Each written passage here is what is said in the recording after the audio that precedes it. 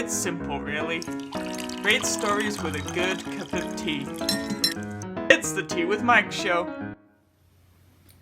Welcome, Tea with Mike fans, to another episode. Joining me for this particular episode was Rosanne. The theme of the episode was definitely all about caring, being compassionate, and contributing back to your local community. We talked about gardening, traumatic brain injuries, and also pageantry. There's also another cool tea fact, as always. So sit back. All right, guys, welcome to another episode of Tea with Mike. Joining me for this particular episode is Rosanne. Welcome to Tea with Mike, Rosanne. Well, thank you for having me. No problem. So we're just going to jump right into it. So do you want to start by telling everyone a little bit about you? Well, sure. I am Rosanne Plante, and I live in Iowa in the northwest corner. And we live right on the border with Iowa, Nebraska, and South Dakota. I'm an attorney and a lobbyist. And in my free time, I'm also a big Master Gardner. And my husband and I run an organization called the Green Ambassadors. And we have folks in 6 states. And I help train people to grow home produce that's then donated to local food pantries to feed the hungry. We've been doing it since 2016 when I was Mrs. Iowa International. Nice. And we've continued to do it. We've added gardening as therapy to our outreach work. And especially now in the worldwide pandemic, there are so many hungry people that I'm doing more and more to encourage people to grow their own food, but not only for their own health, but to share the bounty with anybody who might be hungry. Oh, awesome. So sounds like you keep very busy. So let's start off with what's got you into gardening? Well, I've been a gardener since I could walk, and my grandma was a big gardener, and she watched me when I was little, and so she gardened this time of year, actually all year round when she could, and I was often right by her side, and she created a little garden I could dig in so that I wouldn't disturb her garden. My godparents, who lived next door or across the street, also were big gardeners, my godfather especially. So I had a lot of influence when I was small, and I think that planted a seed, no pun intended. And when I became an adult and I was looking for an activity to release some stress from my stressful law career, I went back to that gardening joy. I'm a results-oriented person, so gardening is a great hobby because, of course, you see your results and it's fun to experiment. And I do a little bit of everything from annuals and perennials, bulbs, grasses, big vegetable gardener. I do dabble in everything. And last year I put a pond in, so this year we're expanding the pond, planting it, water flowers, water lilies, and fish. I'm venturing out into koi in my pond. So very excited about that. Awesome. So it'd be fair to say that obviously gardening's been a big part of your childhood and stuff. So because you were into gardening, would you say that you're quite an outdoorsy type of person? Well, that's kind of interesting because besides the gardening, I'm not really athletic. I like a good walk and I will take a hike. But to be honest, gardening is my number one activity. I like to do it to be physically active, but I'm not really an outdoorsy person. I'm kind of more of a girly girl, as my husband would say, and I get dirty in the garden, of course. But no, I'm not hand gliding or jumping out of planes, any of those kinds of things. Well, everyone has different interests, right? Yeah. So obviously, still talking about gardening. What's the most enjoyable part for you about gardening? I think it's the planning, and then the execution, and then the result. Making something beautiful. And now that I started with a very small garden, my grandmother went to a rest home when she was 90. And I moved into her home, and her garden had fallen into disarray because of her elderly age. And I resurrected that garden, and I brought it. It was a cottage garden, and I brought it back to its original glory. But it was a small lot, small home on a small lot. And I always had grand ideas about if I ever had the land. Well, when I was married in 2016, my husband and I purchased just a home, a country home on 10 acres. And all of a sudden, I had the blank canvas I had always wanted. Oh, to And create your own vision. It really was. And I was very fortunate. The two previous owners before us, the woman who landscaped the original area was herself a master gardener as well. So I had great bones to start with, if that makes sense. I had great, she had planted some beautiful trees. Things were coming into fruition. And all I had to do was go in. She had framed out the property, and then I was, yeah, so I didn't have to start from scratch. And I was really able to develop it. And I love now to develop, I've developed every area we have almost, except a strip of land across a small stream that we own. And that's in the 5-10 year plan, and I'm going to make a park over there. But I love to cool. Put it together, and then I often am invited to have garden walks at my home, and then I'm able to show people and have a tour and educate them about how I did it. Of course, now that's on hold this summer probably, but that's my greatest joy is to produce a beautiful landscape and then share it with others. And share it with others. Excellent. And of course, everything we do in life is not always fun. So what's the least favorite part about gardening? Least favorite? Probably the waiting, you know, because I mean, it's a process. You have to have patience. I would love to go out. I put several new beds in last year, and though they develop pretty rapidly, I'm more excited this year because we don't have to start from ground zero. So probably the fact that you need a little patience, and I don't always have a lot of patience. Nice. I think there's lots of things in life that everybody doesn't have patience for.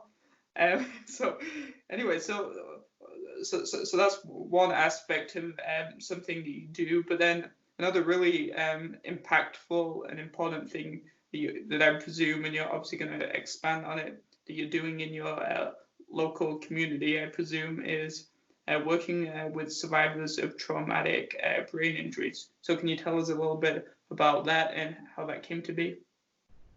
Well, yes, that's a big part of our everyday life. In November of 2016, my husband went to work. He was a plant engineer at a candy company here in Sioux City. We live in a small town, Hinton, right outside Sioux City, but he went to work and he didn't come home because on the way to his job, a large city bus, illegally ran a light and struck his Chevy Tahoe, and it rolled it 3 times. It ended up upside down, and he had to be extracted. He was found hanging upside down by a seatbelt, and I didn't know about it till about 90 minutes later. They came to my house, and it was the dreaded movie scene where somebody knocks on your door and they say to you, unfortunately, you know, or we're sorry to tell you this has happened. And so I was told immediately to go to the local trauma center, and thank goodness we had a level 4 trauma center in our area. And he was there. He had 2 incredible shattered legs. His one leg, his left leg was compound, so I actually saw the bone sticking out, and he had a huge contusion on the left side of his head. And at the time I said, what kind of injury, you know, what does he have from neck down? And they said, miraculously nothing. His legs were shattered. And I said, what about his head? You know, does he have a concussion? And they said, well, the scans look the scans look good. So it happened at about 5:30 in the morning, and it wasn't until after he came out of surgery about 5:30 p.m. because they did a huge surgery to immediately repair his legs, which they did, that a neurologist came in and showed me a picture of his brain, and it looked normal. And he said, do you see this? And I said, well, yes, it looks normal. They think his brain is fine. Obviously, he was knocked out. Obviously, he was unconscious. and then he was put into surgery, so he never came to. But he then explained what I didn't know about, but I think we've all heard, a closed head injury. And that was the first time I had also heard traumatic brain injury. And they said he has a axiom shearing injury. And the way I want to describe that is, if you picture your brain in your head, it's held with fluid, and it's attached to your spine, but it's just kind of there, and it floats. And does that help you? Is that so you can move your head from left to right a little bit? Yeah, yeah. Your brain is attached, but in your head, your brain is just kind of there. Okay.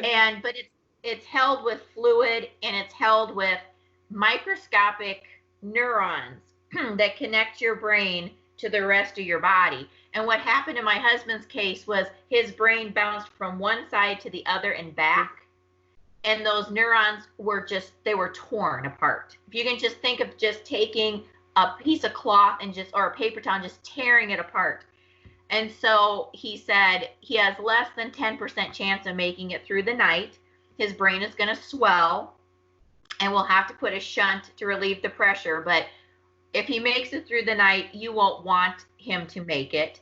And I think you should go home and call a funeral place. And we'd only been married just slightly over 2 years. And we married both late in life. And, we thought we had done everything correct. And then we had a fairy tale romance and a fairy tale wedding. He took me to Paris on our honeymoon. We had this dream house. And then it all came crashing down that day. And I came home and I said, it's not going to happen. And I don't know if I was in denial. I don't know what took over. But I said, this simply isn't going to end this way. And so I got a second opinion. And that doctor saw a sliver of hope. He put the shunt in his head and said, now we wait. And so he was in a coma for about 17 days. And he awoke. Yeah, he awoke, and the longer he was in the coma, his brain swelled and came down, which was a normal thing. But the longer he was in the coma, I knew the less chance we had. So I just simply set vigil and prayed. I prayed to the Pope. I prayed. People prayed all over the world, and my pageant sisters and Mrs. International, people were praying to Buddha, and you name it, people were praying. And he just simply opened his eyes the day after Thanksgiving.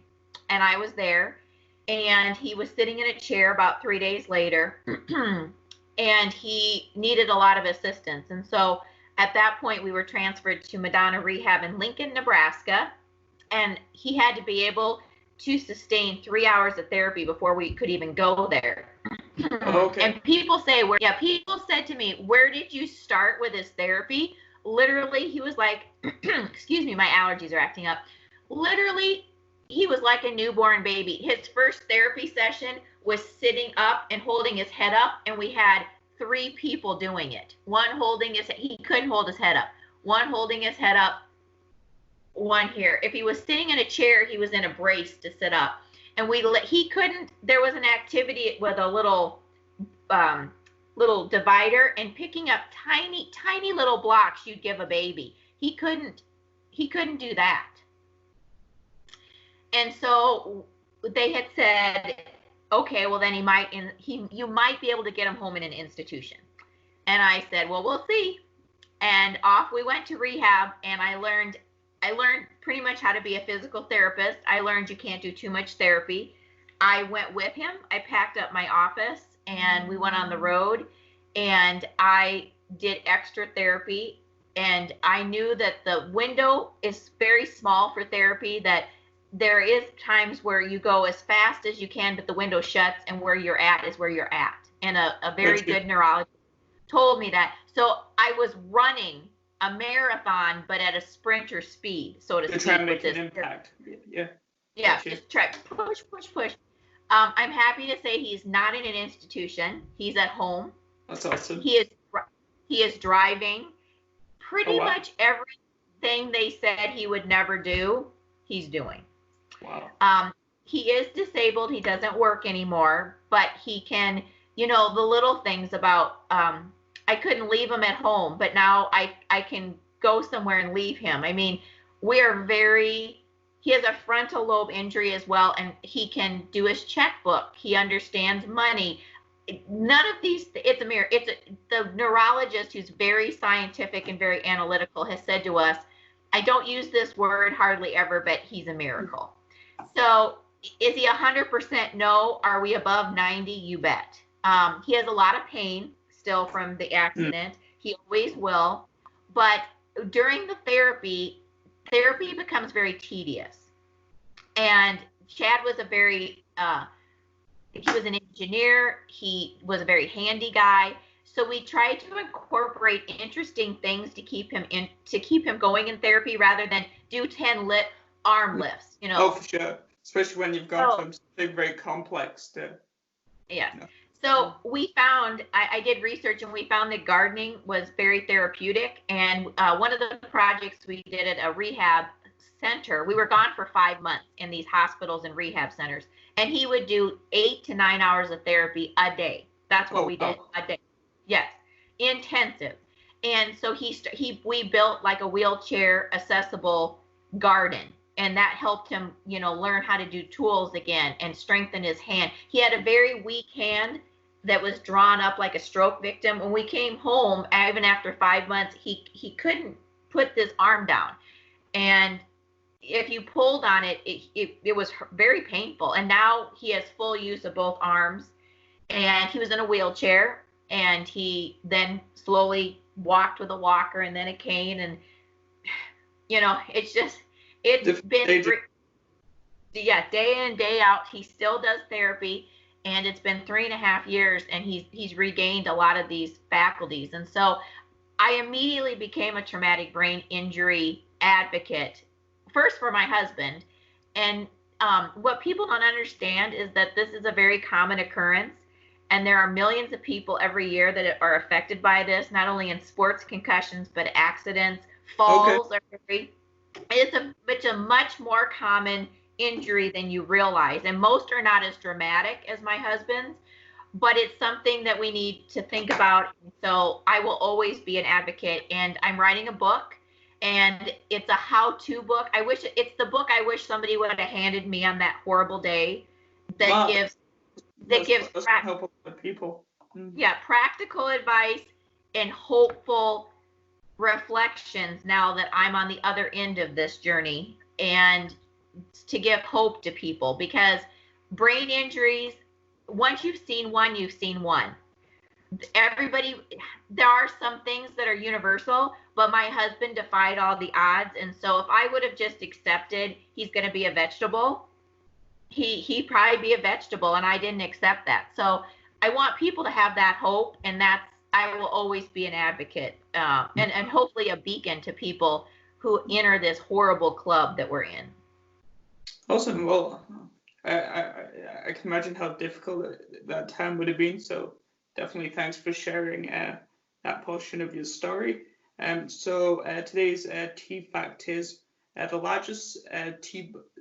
largest tea bag ever recorded weighed more than 550 pounds, and it measured 9.8 by 13 feet. And that one tea bag could brew 100,000 cups of tea. Oh my God! Yes, I know, right? And that comes from topictea.com. It's kind of cool. That is kind of fun, yeah. And then, so seeing as we're now talking about tea, I hear that you like tea. So what's your favorite type of tea? Well, I have a couple. I love a very good traditional Earl Grey, but I'm also a lemon zinger girl. Lemon zinger. Yes. Like so if you're looking for the balance between like even tea or coffee or just tea, do you drink tea in the morning for last thing at night, or how much do you drink in the day? Yes, coffee all the way in the morning, but tea to go to bed. And I also like a nice a green tea because of the health benefits. And so if I'm going to have something in the evening, it's a cup of tea.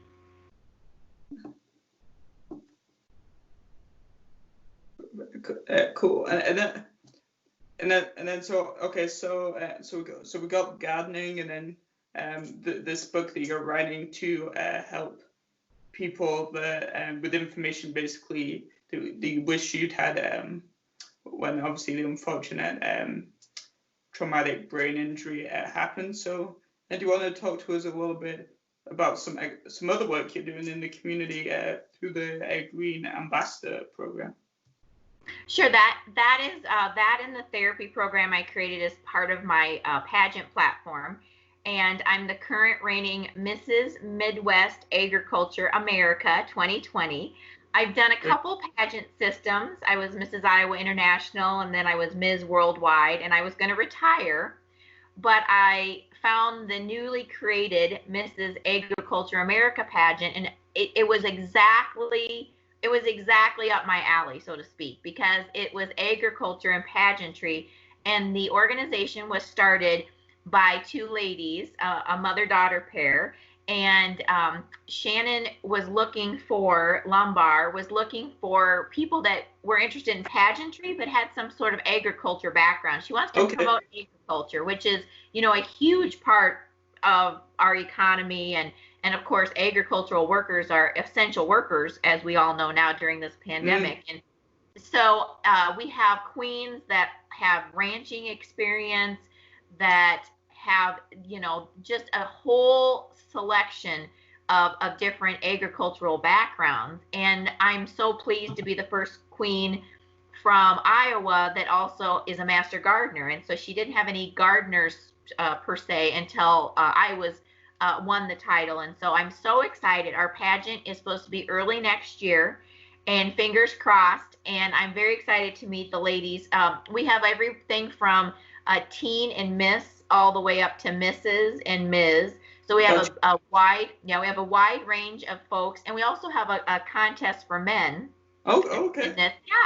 Yes, because we have a lot of gentlemen involved in agriculture that want to promote it. And so our goal in the Agriculture America system is to educate people about the importance of agriculture in everybody's life and how very needed it is. And I think more than ever we know that. So I'm thrilled to represent the system, continue the Green Ambassador work, encourage people to grow their own food, teach people to grow their own food, and use gardening as also a way to rehabilitate people, not only with brain injuries, but with strokes and other injuries as well. So cool. So have you so for the educational portion, so have you led some workshops and that sort of thing? Do you want to talk a little bit about some of the people that you've helped? Absolutely. I've traveled extensively. I've traveled in the United States, but extensively in the Midwest. I do seminars at garden centers through the National Master Gardeners Association, through our Iowa State Extension Service. I helped start I think it's our 12th year. We've had to go online this year, but I helped start the Siouxland Garden Show over 12 years ago and get that up and running. And so what's that show all about? It's a 2-day event here in the Siouxland community where we bring in speakers, and we also have booths, and people can learn about gardening education, different topics, and then also visit vendors who are selling garden related items. It's a really fun show. Cool. So it's kind of like a educational, like gardening, like event with a trade show portion and then a public speaking portion. Gotcha. Exactly. Right. Yeah. You can go and you can look at, tools or flowers or equipment for the garden, and then you can go hear the speaker. Oftentimes we like to do, I always do a container plant education session, and then right after the education, we do a hands-on workshop. And so those are the kind of things we try to incorporate. But I do those sort of things. I've been doing a lot of keynote speaking, especially this time of year with Mother's Day. People invite me to come in. I have a signature presentation, the 10 Commandments of Container Gardening, and people often ask for that. And let's see. Oh, and now with the pandemic, we have to be creative, of course. And so I have done several Zoom calls, but also Facebook Live garden tips. And I started this as Mrs. Iowa, but I've expanded it as Mrs. Midwest, where I'll do, this is your Mrs. Midwest garden tip of today, and I'll do a 10-minute, yeah, and I'll be actually out in the garden, and I'll demonstrate either a skill, or I'll talk about, last week we talked about seed packets and how to select seeds, when to plant seeds. We talked about frost dates. So very practical information in a very short time frame that somebody can jump on, get some good garden facts in 10 minutes and get right out there and get going. So that's really smart. So is that an idea that came naturally to you, or was it something that you had to think about? And how has it been received for the what demographic are you catering to, or is it kind of a mixture? Well, I just kind of came up with it when I was Mrs. Iowa as a way to spread my message and just reach more people. It is really well received. A matter of fact, a lot of times my videos are based on questions I receive on the Green Ambassador website or on my Facebook page.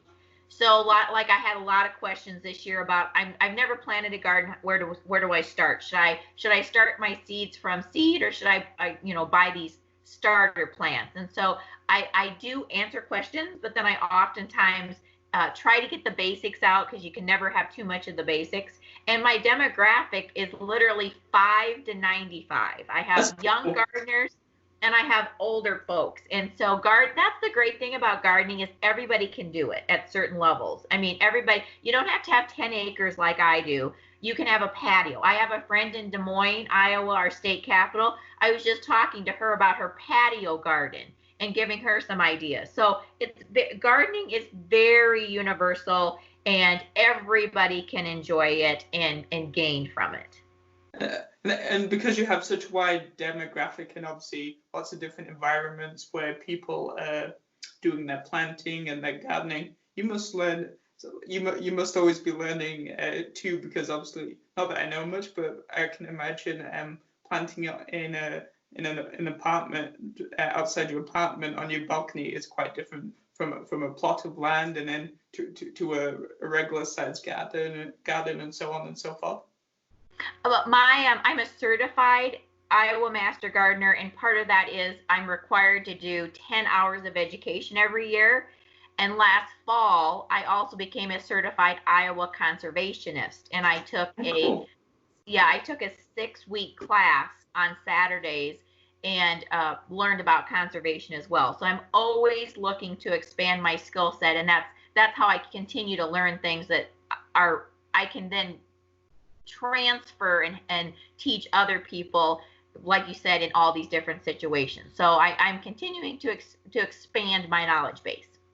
Nice. And then so you obviously just said you have a certification as what, Master Gardner? Is that right? Master Gardner.